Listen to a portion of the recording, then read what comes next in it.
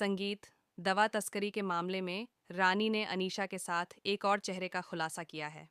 जी हाँ दोस्तों, कहानी में अब एक और दिलचस्प मोड़ आ गया है।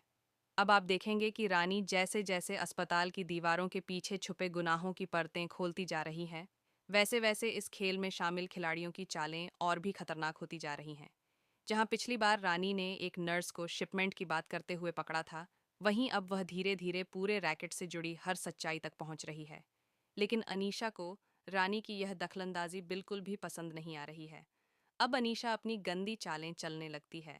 वह अस्पताल की सभी नर्सों को इशारा करती है कि रानी को हर हाल में इतना परेशान किया जाए कि वह खुद ही नौकरी छोड़ने पर मजबूर हो जाए। रानी जब भी किसी फाइल की जांच करती है, वह फाइल गायब हो जाती है। जब भी ड्यूटी शेड्यूल पढ़ती है, उसका नाम हटा दिया गया होता है। और जब भी वह किसी मरीज की देखभाल करती है, तभी उसके खिलाफ कई शिकायतें भेज दी जाती हैं। लेकिन रानी अभी भी हिम्मत नहीं हारती। उसने ठान लिया है कि चाहे जो हो, इस अस्पताल में जो जहर फैलाया जा रहा है, वह उसे खत्म करके ही दम लेगी। उधर अनीशा नर्सों से साफ कहती है कि अब कोई भी शिपमेंट या डिलीवरी नहीं की जाएगी जब तक वह खुद आदेश न दे। वह कहती है कि रानी बहुत एक्टिव हो चुकी है, सब कुछ ठंडा करो, फिर मैं अगली चाल चलूंगी। और इस बार वह अकेली नहीं है, उसके साथ कोई और भी है। जी हाँ दोस्तों, अब कहानी में एक नया नाम जुड़ गया है, एक रहस्यमय पुरुष का नाम। वह कोई आम इंसान नहीं है, वही इंसान है जिसने इस तस्करी सिंडिकेट को लॉजिस्टिक सपोर्ट दिया है। वही जो डील्स को शहरों तक पहुंचाता है और अब खुद अनीशा के साथ इस रैकेट में शामिल हो गया है। लेकिन अभी तक रानी उसका चेहरा नहीं देख पाई है। वह कौन है? क्यों इस काम में शामिल है? क्या वह भी अस्पताल से जुड़ा है या कोई बाहरी ताकत है?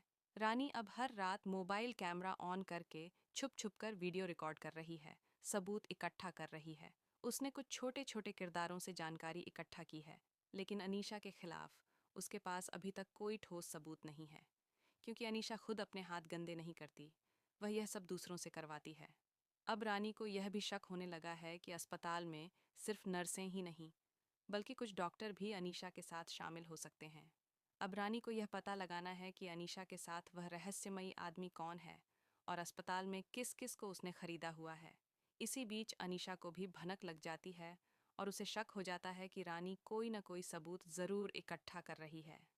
अब वह रानी की हर हरकत पर नजर रखवाने लगती है।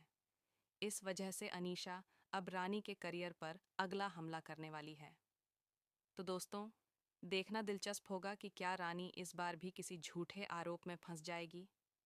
वह रहस्यमयी आदमी कौन है जो अनीशा के साथ मिलकर यह साजिश चला रहा है? क्या रानी के मोबाइल में रिकॉर्ड हुआ है कोई ऐसा सबूत जो इस पूरे रैकेट को उजागर कर देगा?